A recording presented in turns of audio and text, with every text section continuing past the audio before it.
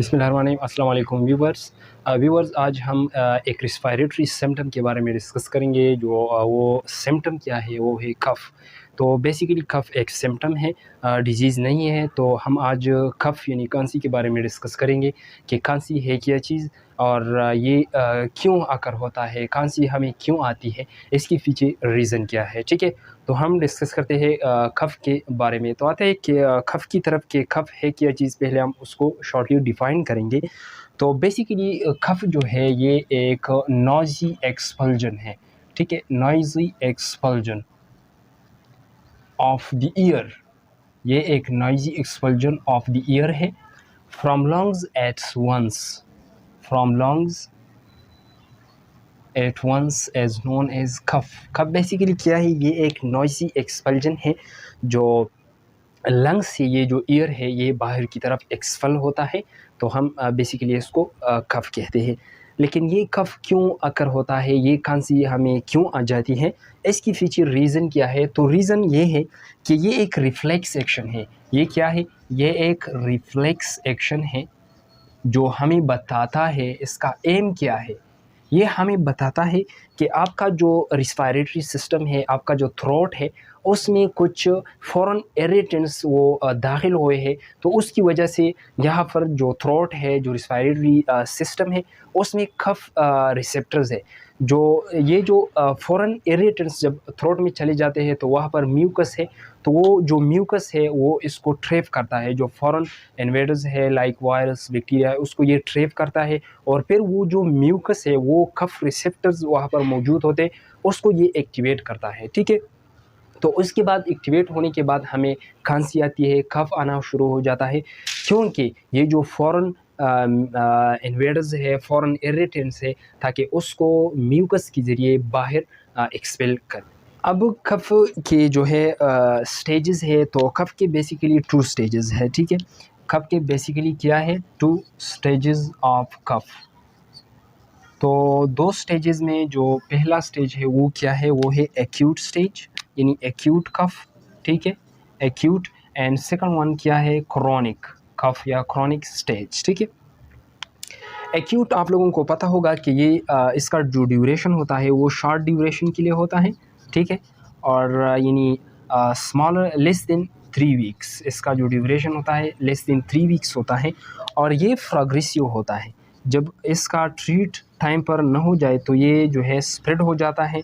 और इसके लिए जो है आपने क्या करना होता है कि अर्जेंटली इसका जो है आपने ट्रीट करना है। अगर आप इसको सही तरह ट्रीट नहीं करें टाइम पर, ठीक है, तो ये क्रॉनिक स्टेज में फिर चला जाता है, जो फिर बहुत डेंजरस हो जाता है।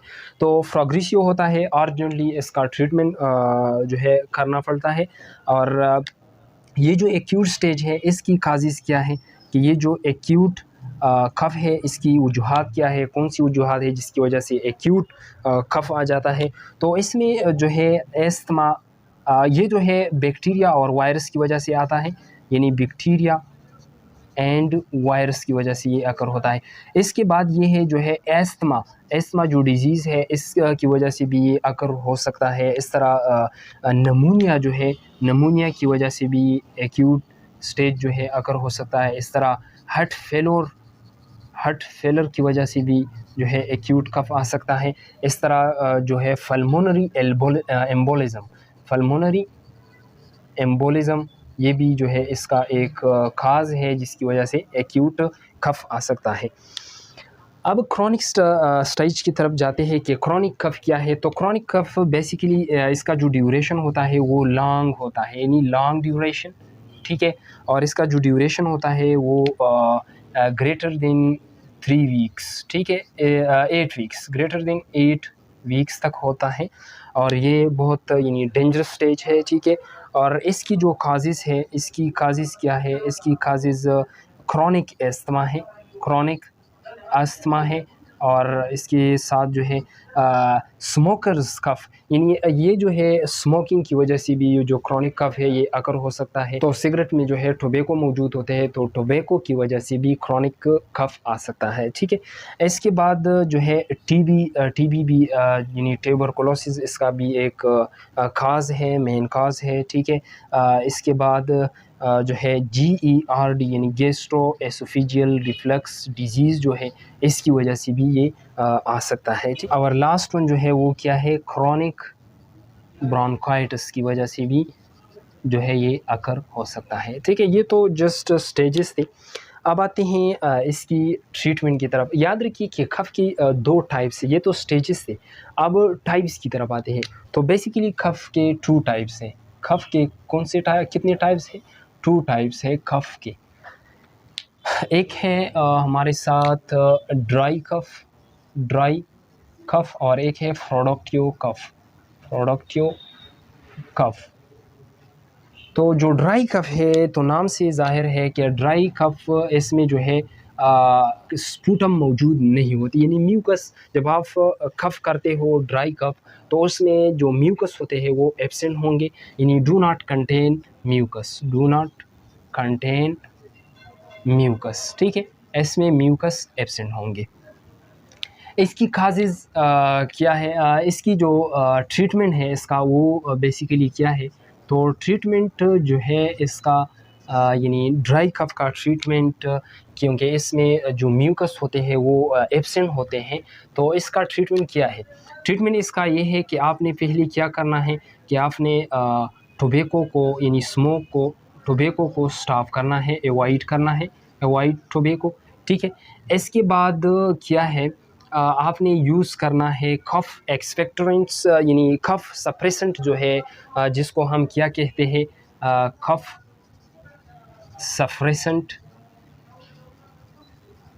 कफ सप्रेसेंट वो सिरप है जिसमें कफ सप्रेसेंट मौजूद होते हैं। वो कफ सप्रेसेंट कौन से हैं?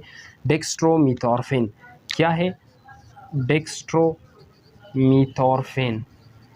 डेक्स्ट्रोमीथॉर्फिन बेसिकली ये क्या है? ये कफ सप्रेशन है जो कफ को जो है रोकता है, उसको स्टॉप करता है। तो आपने डेक्स्ट्रोमीथॉर्फिन कंटेनिंग सिरप आपने लेना होता है, और वो सिरप कौन से है जो ड्राई कफ के लिए हम ले सकते हैं? वो सिरप है इसमें एस्टिफेड डीएम। ठीक है, इसके साथ ये जो है हाइड्रेलिन डीएम है, और इसके बाद ये सिरप है। ठीक है, सिरप टेक्सिलेक्स, और इसके बाद जो और है वो क्या है? सेनकॉस। ये तमाम सिरप है। ठीक है, आप ये भी ले सकते हैं, हाइड्रोलिन डीएम भी ले सकते हैं, टेक्सिलेक्स एंड सेनकॉस सिरप ये आप ले सकते हैं ड्राई कफ को रोकने के लिए। अब प्रोडक्टिव कफ क्या है? तो प्रोडक्टिव कफ इसका अपोजिट है। प्रोडक्टिव कफ में बेसिकली म्यूकस जो होते हैं वो मौजूद होते हैं, कंटेन म्यूकस। ओके, इसमें म्यूकस मौजूद होते हैं इस कप में। और इसका ट्रीटमेंट क्या है? इसका ट्रीटमेंट इससे थोड़ा मुख्तलिफ है। ट्रीटमेंट इसका ये है कि इसके लिए आपने सिरप इस्तेमाल करने हैं, लेकिन वो सिरप जिसमें क्या मौजूद होते हैं? कफ यानी कफ सप्रेसेंट डेक्स्ट्रोमीथॉर्फिन, और इसके साथ साथ एक और चीज़ है जिसको हम गवानिप्सिन कहते हैं, गवानिप्सिन। ठीक है, ये जो है कफ को सप्रेस करता है, कफ को स्टॉप कर देता है। ठीक है, और ये जो है, याद रखिए कि ये जो म्यूकस होते हैं प्रोडक्टिव कफ में, ये थिक होते हैं। ठीक है, थिक होते हैं, और इसके साथ ये येलो कलर भी इसका हो सकता है, या इसका जो है कलरलेस भी ये हो सकते हैं। ठीक है, कलरलेस। तो आपने ट्रीटमेंट इसका इस तरह लेना होता है कि डेक्स्ट्रोमीथॉर्फिन कंटेनिंग सिरप, लेकिन इसके साथ साथ गवानिप्सिन जो ये एक्सपेक्टोरेंट्स है। तो याद रखिए कि डेक्स्ट्रोमीथॉर्फिन और गवानिप्सिन जो है, इसको कंबाइनिंग हम कफ एक्सपेक्टोरेंट यानी एक्सपेक्टोरेंट्स हम कहते हैं, एक्सपेक्टोरेंट्स। ठीक है, तो गवानिप्सिन क्या करता है कि ये जो म्यूकस होते हैं ये थिक होते हैं, तो बाहर आने में ये जो है मुश्किल होते हैं। तो ये जो गवानिप्सिन है ये इसको जो म्यूकस है उसको थिन कर देता है, ताकि आसानी के साथ बाहर आ जाए कफ के ज़रिए। ठीक है, तो ये जो है इसको थिन कर देता है। तो आपने कौन सी सिरप लेना होता है प्रोडक्टिव कफ के लिए? उसमें जो है हाइड्रेलिन है, एक हाइड्रिलिन डीएम है और एक हाइड्रिलिन है, तो आपने यहाँ पर कौन से लेने हैं, हाइड्रिलिन लेना है, ठीक है। इसके बाद क्या है, फिरेटॉन एक्सपेक्टोरेंट्स, आपने सिर्फ ये सिर्फ ले सकते हैं, ठीक है, एक्सपेक्टोरेंट्स। और इसके बाद हेस्टामोल्डी सिरप्स जो है आप ले सकते हैं, हेस्टामोल्डी, और सिरप रेल्टस ये भी आप ले सकते हैं। तो ये चार जो सिरप्स है हाइड्रिलिन आप ले सकते हैं, फिरेटॉन एक्सपेक्टोरेंट्स, हेस्टामोल्डी एंड रेल्टस। ये बेसिकली आपने प्रोडक्टिव कफ के लिए इस्तेमाल करना पड़ता है। तो आजकल जो है हम लोग बस हमें ये पता नहीं होता कि ड्राई कप है या ये प्रोडक्टिव कप है, तो हम सिर्फ इस्तेमाल करते हैं जब अगर ड्राई कप हो तो हम हाइड्रिलिन इस्तेमाल करते हैं या फिरेटॉन एक्सपेक्टोरेंट्स। तो पहले आपने क्या करना होता है कि आपने ये अंदाज़ा लगाना होता है कि ये कफ ड्राई है, इसमें म्यूकस है या नहीं है, या प्रोडक्टिव है, म्यूकस है या नहीं। तो इसके ज़रिए फिर आपने इसके बाद जो है आपने क्या करना होता है, ट्रीटमेंट करना होता है। तो ट्रीटमेंट इस तरह करना होता है कि अगर ड्राई हो, म्यूकस मौजूद नहीं हो कप में, तो फिर आपने सिर्फ एस्टिफेट डीएम, हाइड्रिलिन डीएम, सिर्फ टिक्सिलेक्स, सिर्फ सांकोस आपने लेना पड़ता है। अगर प्रोडक्टिव हो, उसमें कप मौजूद हो और जो म्यूकस हो, अगर वो थिक हो, तो आपने डेक्स्ट्रोमेथॉर्फिन और गुआनिप्सिन जो सिरप है वो लेने पड़ते हैं। डेक्स्ट्रोमेथॉर्फिन जो है वो कफ को सप्रेस करता है और गुआनिप्सिन जो है वो म्यूकस को थिन कर देता है ताकि बाहर की तरफ आसानी से आ जाए। तो इसके लिए हाइड्रिलिन आपने इस्तेमाल करना पड़ता है, फिरेटॉन एक्सपेक्टोरेंट्स, हेस्टामोल्डी एंड रेल्टस। तो ये था just about cough, it's stages, types and causes, and also along with treatment. So thank you. Allah Hafiz.